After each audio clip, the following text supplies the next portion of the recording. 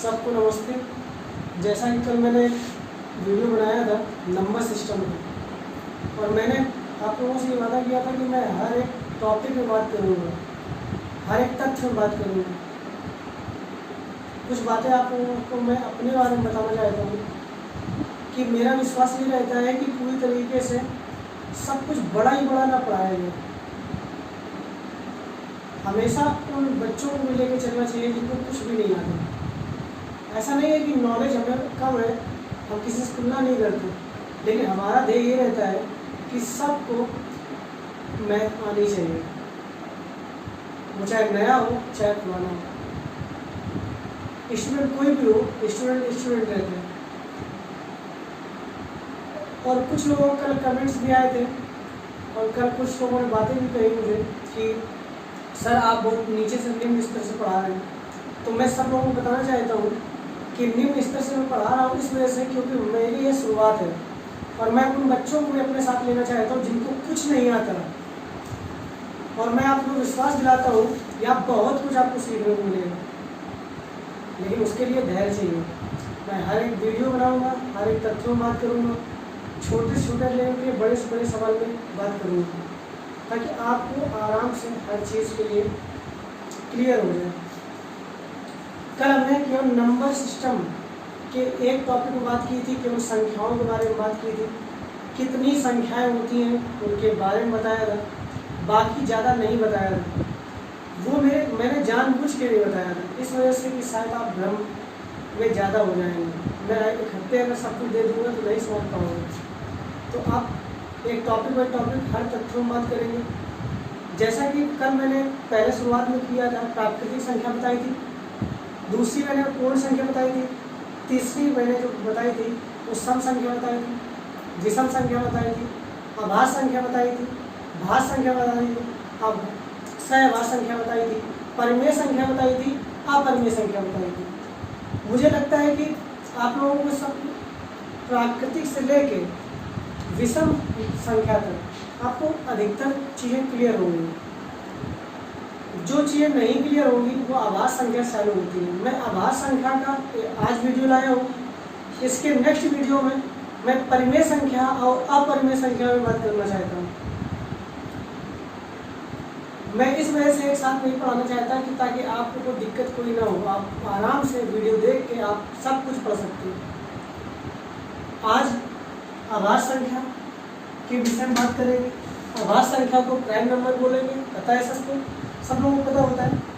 आज कल हमने बताया था कि आभास संख्या की परिभाषा के बारे में बताया था कल हमने कि वे संख्या जिनके केवल 2 गुणनखंड होते हैं वे आभास संख्या कहलाती है। आभास संख्या शुरुआत 2 से होती है। सबसे छोटी आभास संख्या की बात की जाए तो 2 होती है।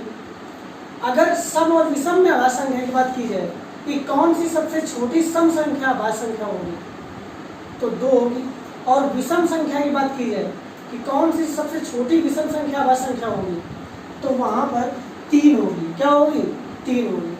ठीक है, कहने का हमारा मतलब इतना है कि यहाँ पर अगर 2 लिखते हैं तो ये सम आभास संख्या है, और अगर 3 लिखते हैं तो ये विषम आ जाए। अगर ये ऑप्शन के अकॉर्डिंग है, सवाल के अकॉर्डिंग आएगा, और आपको समझना होगा। वहाँ पर आप हर चीज़ को सवाल आए तो उसे बारीकी से देखिए और काम करिए कि वो पूछ क्या रहा है। ठीक है, कभी कभी होता है कि वो सम और विषम में पूछ लेता है तो उसमें डिस्टर्ब ना होइएगा। वैसे सबसे छोटी आभास संख्या 2 होती है। सम और विषम में पूछे, विषम में पूछ ले तो 3 कर लेगा, और अगर सम में पूछे तो 2 कर देगा। लेकिन अगर कुछ ना दिया हो तो सबसे छोटी आभास संख्या 2 होती है। अब चलते हैं 1 से 50 तक आभास संख्याओं की संख्या 15 होती है। जो मैंने ऊपर लिखा है 1 से 50 तक आभास संख्याएं 15 होती हैं। मैं अभी बताऊंगा और आप लोग निकालिए कॉपी में, और सब लोग आप लोग करिएगा, देखिएगा कि आएगा कि नहीं आएगा। 1 से 50 तक आभास संख्याएं 15 होती है। फिर नेक्स्ट है 50 से 100 तक आभास संख्याओं की संख्या 10 होती है। कितनी होती है? 10। इसके बाद अगर हम इन दोनों को जोड़ दें तो 10 और 15 बनता है 25। इसी वजह से 1 से 100 तक आभास संख्याएं कुल 25 होती है। अगर आपसे ये कहा जाए कि कितनी 1 से 50 तक कितनी संख्याएं होती है, आभास संख्याएं कितनी होती है, तो 15। अगर 50 से 100 तक पूछे तो 10, और अगर 1 से 100 तक पूछे तो 25 होती है। इसी वजह से मैंने हर एक चीज़ को लिख दिया है ताकि आप लोगों को आराम हो जाए, कोई दिक्कत ना पड़े। इसके बाद ये चीज़ समझ में आ गई होगी मुझे लगता है। इसके बाद नेक्स्ट है कि एक अंक की सबसे छोटी अभाज्य संख्या कौन सी होती है।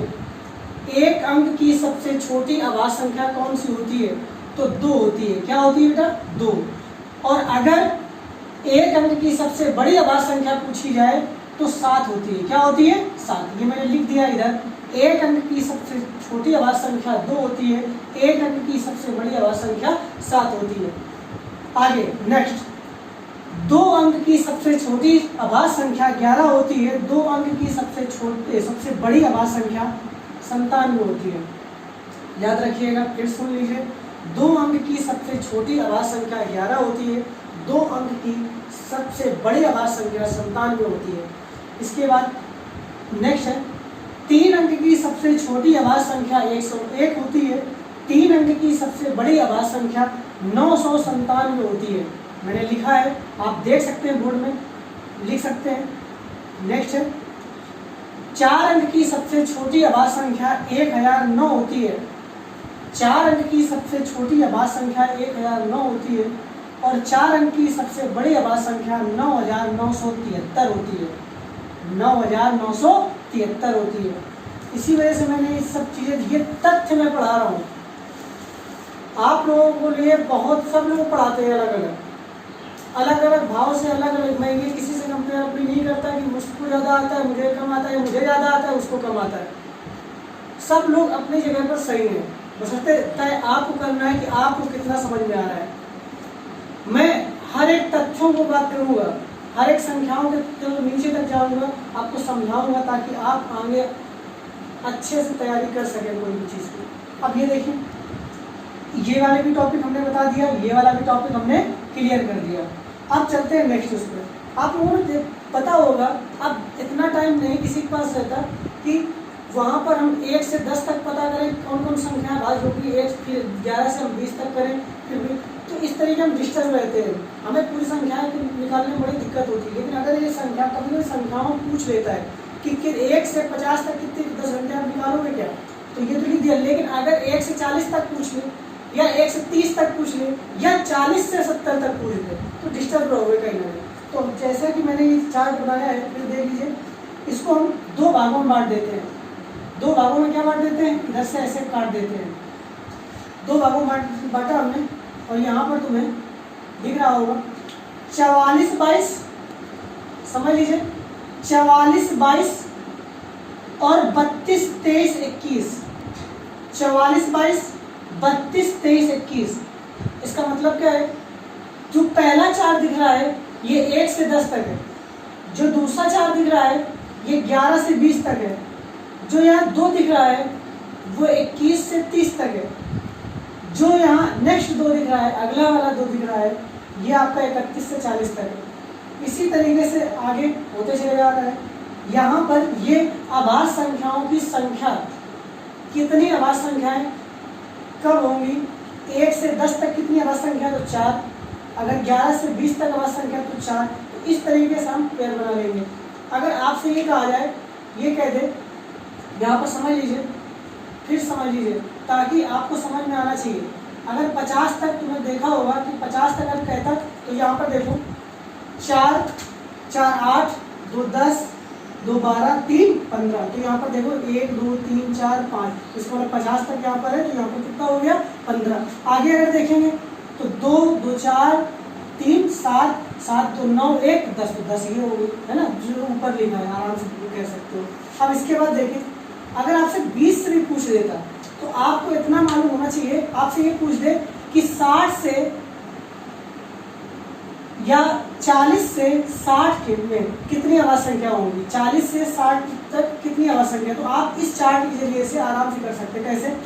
ये देखिए, ये 40 वाली लाइन है, ये 40 वाली लाइन हो गई, समझ में आ रहा है?